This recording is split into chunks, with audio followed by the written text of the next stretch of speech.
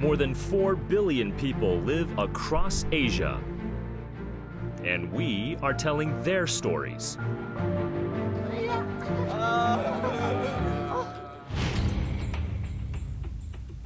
In this edition of Assignment Asia, home to unique and endangered wildlife, Kangaroo Island is known as an ecological paradise. But in one of Australia's worst bushfire seasons, fires consumed half the island and more. My whole 4-bedroom house was full of heirlooms that were more than 100 years old, a lot of them. Unfortunately, you can't get that stuff back. What would it take for the land to heal? Some spots are still smoking a bit. A few spots have still had actual flame.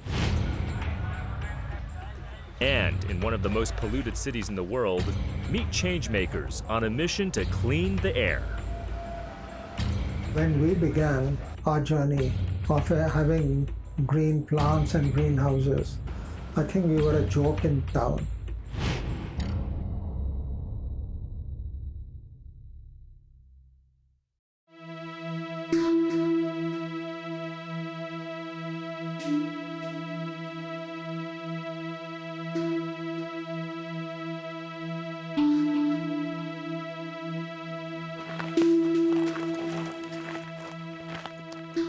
And that is the remains of what used to be a 4-bedroom soldier settler house. It's still pretty strange. It's like a bizarre dream. This was an outside laundry area, the toilet over there, the front foyer area that went into all the kitchen and living room. Wayne Lewis is one of many Kangaroo Islanders who lost almost everything Molten alloy that in the worst bushfires to strike Australia in living memory. it really didn't spare anything. All morning I kept going up to the corner, double checking where the fire was. And once I saw it drop onto Church Road and I could hear the noise of the thing, that was time to go. I think any longer we would not have got out. I don't think be riding that one anytime soon. All my motorbikes, all my spare cars. My whole 4-bedroom house was full of heirlooms that were more than 100 years old, a lot of them. Unfortunately, you can't get that stuff back. So many people asked me if you had insurance, which I didn't, but I mean, insurance wouldn't bring that back anyway. Melted. And all the stories you hear are just as devastating. Like I said, out of everybody, I didn't lose the most, but, having lost that amount to anybody is, more than enough.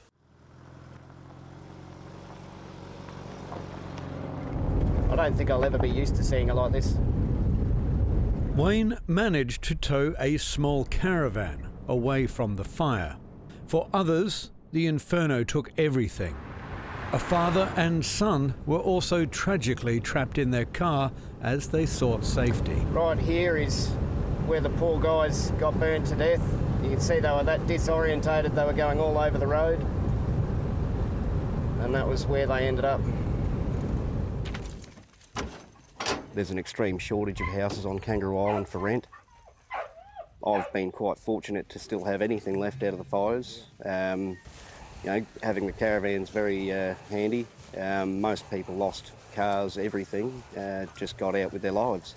The fire that took Wayne's home also nearly caught up with his refuge. So the fires, they happened just across the road here, and somehow they missed this property. They've gone straight down through 2 other farms, just missing the houses, and then jumped back over the road onto this side and continued on through the island.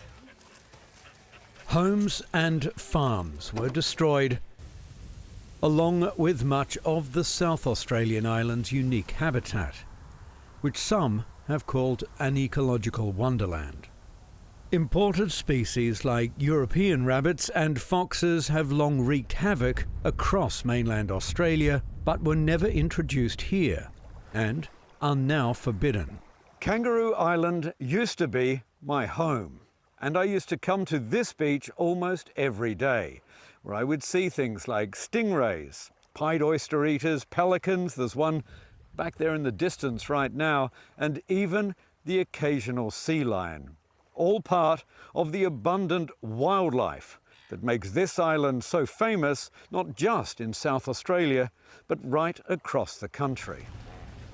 While much of the coastal wildlife was spared, animals trapped inland like kangaroos and this koala mother and her child had little chance.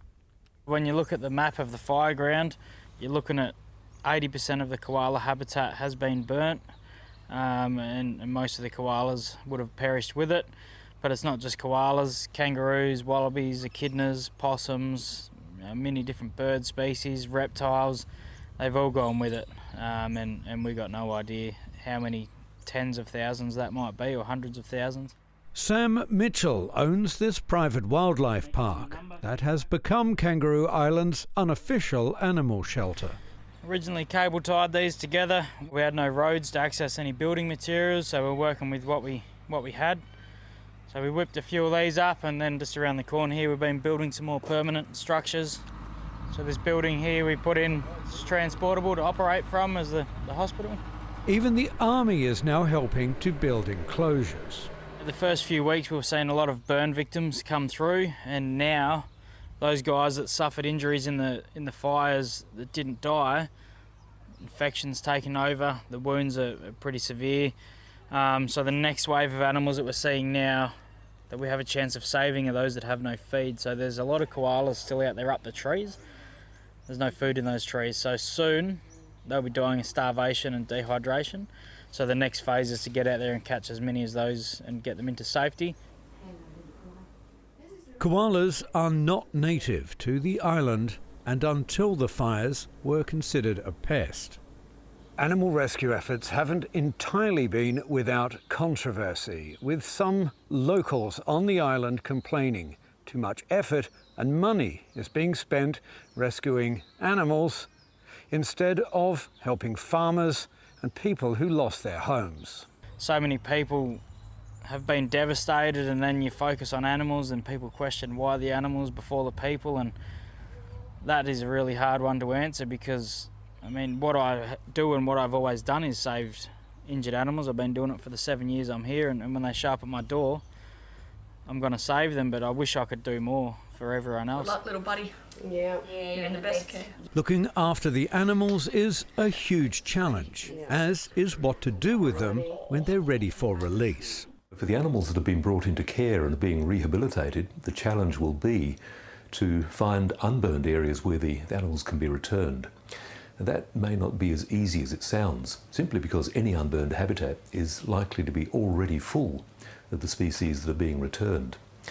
And if you try to return animals to burned areas that in the process of regeneration, you have to be really sure that the regeneration is at a stage where the animals will find enough resources. Wildlife is a big drawcard for the roughly 200,000 holidaymakers who visit each year, making tourism one of the biggest economic drivers on Kangaroo Island, along with traditional farming and thriving boutique industries like honey. A lot less bees in here than there was, but there's still some. We've lost about 400 to 500 of our 1,200 hives, and we won't be able to build up our numbers again for quite a few years. The biggest impact it's had on my operation is that we've lost the vegetation off more than half of Kangaroo Island. At the western end, where we got a lot of honey from summer and autumn. We've never had a fire of this scale or intensity on Kangaroo Island before. So we've never suffered the losses that we have in this last period, and we hope never to again. The fires have prompted an intense debate about how to mitigate another natural disaster that is likely, even if global efforts to slow climate change succeed. One idea getting a lot of attention is the reintroduction of a technique used for up to 65,000 years before European colonisers arrived. Indigenous Australians burned off dead wood and undergrowth, known today as the fuel load, in small patches during the winter months. It's been demonstrated, I guess, over millennia, particularly by cultural burning, is that by burning during the cool period of the year, you can reduce fuel loads. If you do it in a mosaic fashion, you can break up big fires and reduce the tendency of big fires to take hold over large areas. So I think that'll be an important part of the overall toolkit to be used in the future.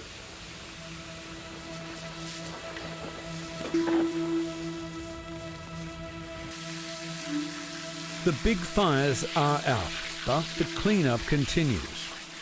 Our main task has been what we call mopping up and looking for hot spots along the burnt edge. So where the fire's already been, we go out to tasked locations and we drive and walk through that fire edge, so between the unburnt and the burnt ground, and check for what we call hot spots. We look for holes in the ground or tree stumps. We might touch with the back of our hand, or we've got some technology to pick up whether they're still warm. Some spots are still smoking a bit. A few spots have still had actual flame, and so when we locate a hot spot, we deal with it, whether that's with tools or with water. The National Parks Agency is just one of many working under the wing of Australia's country fire services. About 600 emergency workers, including 400 Country Fire Service volunteers, fought the fires at their height. Australia's Army was even mobilised domestically at a national level for the first time during the fires. On Kangaroo Island, the Army is just one of the organisations providing meals at the main staging area, hastily evacuated to the east coast in January when it became clear the land it was on would also be consumed by the blaze. Under very extreme weather conditions, exceptionally hot temperature, well over 40 degrees on the ground with strong northerly winds, fires moved from the western end of Kangaroo Island right the way to the east. Now as the fire's moving to more of a controlled space, there's still 400 people on the island that are working now to help rehabilitate the community and help people get back to a sense of normality. They're not only just emergency services, but lots of health workers, lots of mental health agencies, people to help rebuild fences, to help people rebuild their homes, to bring in stock, to bring in feed and those type of things. The various fire services spread across the rural areas of Australia are unique. The largest force in the world, made up almost entirely of volunteers. Volunteers give up as much time as they can. Some will donate 30 or 40 hours a week to being volunteers. Others might only have 2 or 3 hours. But when an emergency happens, they stop whatever they're doing, get on the back of fire trucks and go and help their neighbours. Most people here say the best way for people to help Kangaroo Island in the short term is to visit, spend money and help the local community. That's also the message coming from the national parks and fire services, which have been holding outreach sessions with the community and tourists still visiting the northeast shore of the island that was mostly spared. Kangaroo Island is open for business. I think that's probably the biggest key to get the community back on track, is that people can still come here. There's plenty of beautiful scenery, wildlife, vegetation to see. There's still plenty of the tourist opportunities for people to come and enjoy. Open for business, but like many other parts of Australia, years away from a full recovery, coupled to the risk of similar fires in the years ahead. Jack Barton on Kangaroo Island for Assignment Asia. Up next, the side effects of Delhi's toxic air. Government जो है धुआं प्रदूषण की वजह से बंद कर देता है काम को, तो करेंगे क्या? जो 2-4 रुपए रखे वो तो खर्चे में हो जाएगा, काम लगेगा तो सरकार अंदर कर दूंगा कह रहे, जाएगा कहाँ? घर ही में रहेगा अपना।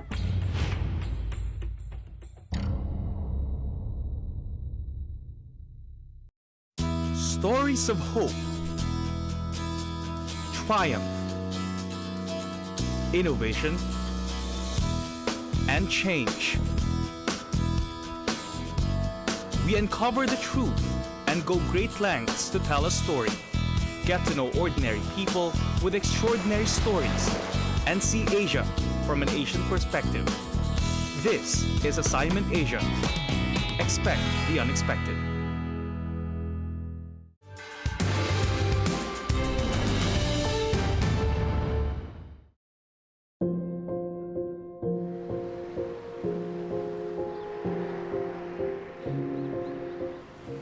Delhi has been suffering from air pollution for nearly 2 decades, with air quality frequently hitting the hazardous range for the past 2 to 3 years. When they start feeling the nauseous effects of the polluted air, people who could afford it snatch up air purifiers and face masks. But the city's underbelly is filled with a migrant population largely unaware of its consequences and unable to afford these stopgap measures.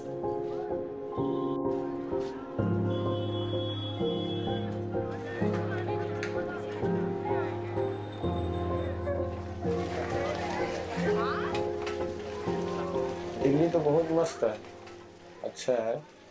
वही है कि अपनी पेट चल जाता है, बढ़िया सा है, कमा के कुछ 2 रुपए बचा के बाल बच्चों के लिए भी थोड़ा बहुत रखते हैं तो बचता नहीं है। और यहाँ 15 साल हो गए, यहाँ पर हम काम करते हैं, बिल्डिंग बनाने का मिस्त्री काम करता हूँ। Every winter, when pollution chokes the city, the authorities issue a ban on construction. And it's daily wage workers like Amit who pay the heaviest price. Government जो है धुआं प्रदूषण की वजह से बंद कर देता है काम को, तो करेंगे क्या? जो 2-4 रुपए रखे वो तो खर्चे में हो जाएगा, काम लगेगा तो सरकार अंदर कर दूंगा कह रहे, जाएगा कहाँ? घर ही में रहेगा अपना। Amit Kumar is one among the 6 million migrants that make up 40% of the capital's total population. Air pollution is the least of his worries. वहाँ पर कम मिलता है, यहाँ पर 2 रुपए ज़्यादा मिलता है। कभी साल में जाते हैं तो कुछ पैसे बच जाता है, 100 रुपये अगर महीने में बचता है तो इसलिए आते हैं इतना दूर कि वहाँ पर खर्च हो जाता है, कम मिलता है वहाँ पर कम मिलता है, इसलिए यहाँ आना पड़ा। The majority of the crime has been done by the people who have resources and who can buy masks and indoor air purifier and save themselves by the problem which they have created. And the people who don't contribute to that so much, the pollution to so much of extent, they have to actually go through that and take all the brunt. Tushar Batham is a chief technology officer of a company that has invented a device that can capture the pollution emitted by diesel generators. What we want is to create a sustainable environment so that we can actually grow as a developing country, but still make a sustainable environment where we don't grow to a dead end, where say after the growth we don't know how to stop the side effects.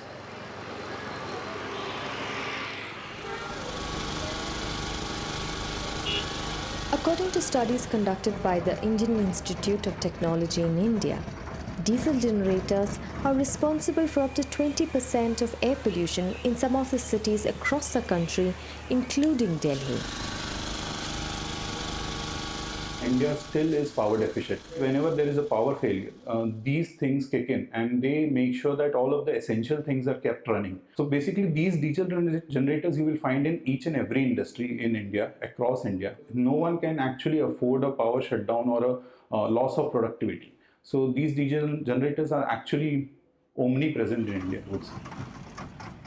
True to its name Chakra, meaning wheel, the Chakra shield is a device when fitted to a diesel generator, captures its exhaust and recycles it into printable ink.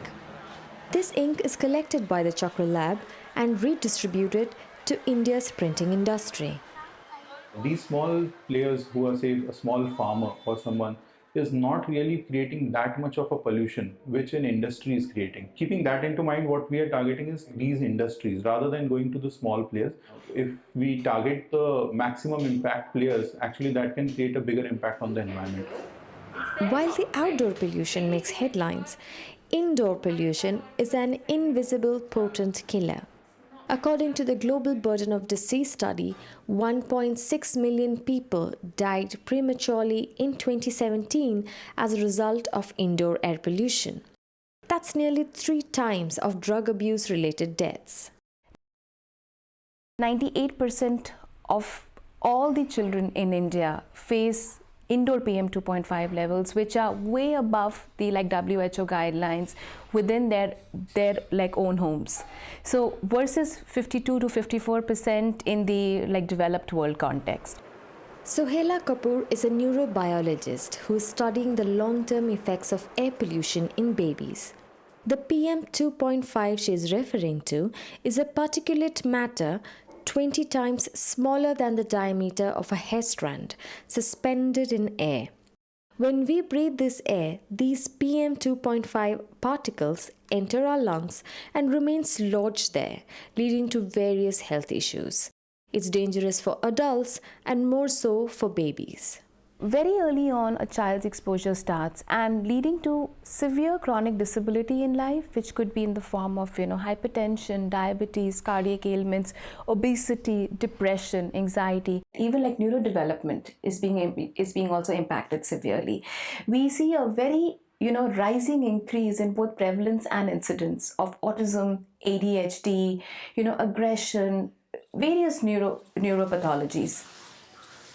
Amit has lived in Delhi for 15 years. Getting an air purifier is out of the question. It will cost him 3 months of his income. But what he doesn't know is not getting one could cost him his life. His poorly ventilated home offers no protection against toxic air. A 2018 study by the University of Chicago found that people like him, fully exposed to hazardous air in Delhi, can get their lives reduced by 10 years.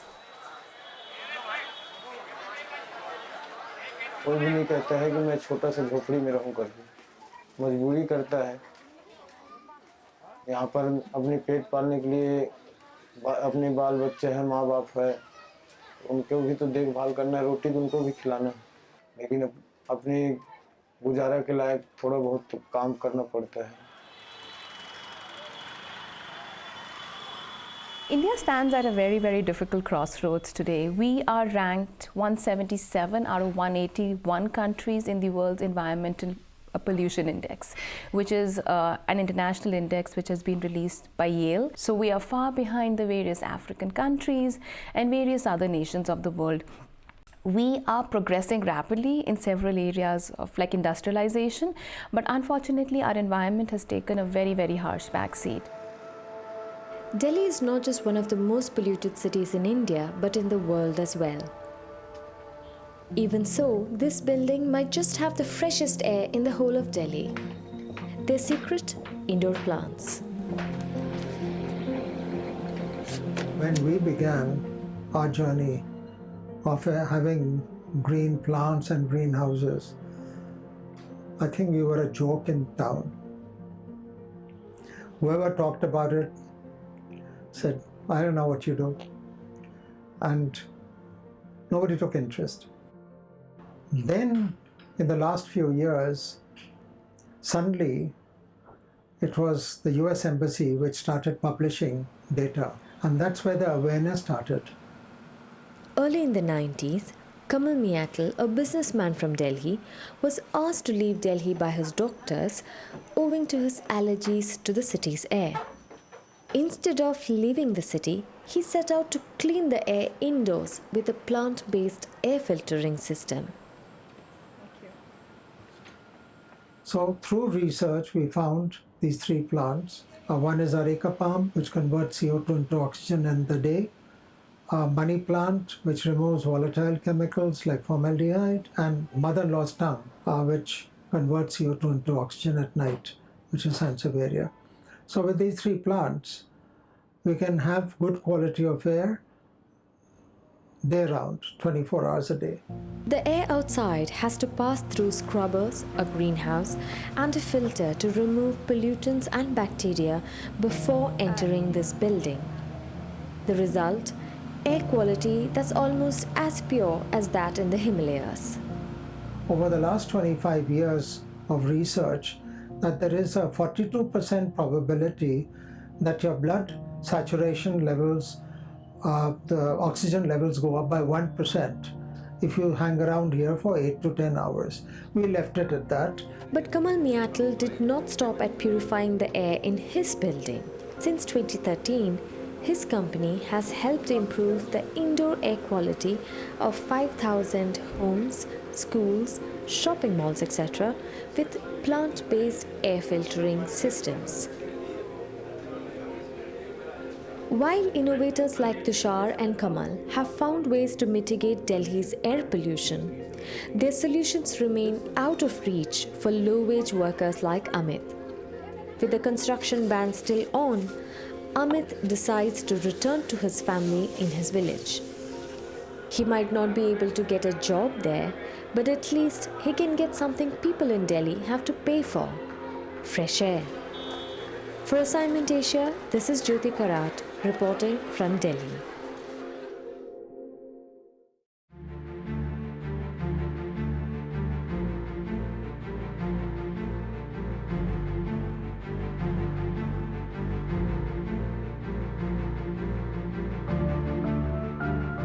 Follow us on social media to contribute story ideas and share your thoughts.